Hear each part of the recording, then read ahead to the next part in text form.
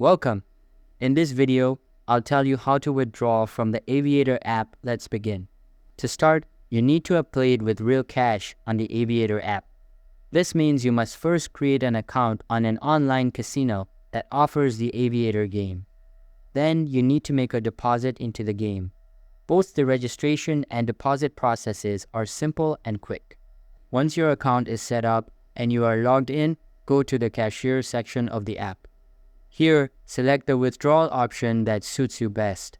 Enter the amount you want to withdraw. Remember, it cannot be less than the minimum withdrawal limit set by the platform. Next, provide your payment details. The information required depends on the withdrawal method you choose. After filling everything out, submit your withdrawal request. Then, wait for the request to be processed.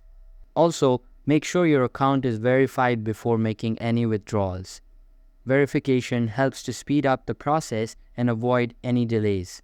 That's it for this video. Thanks for watching.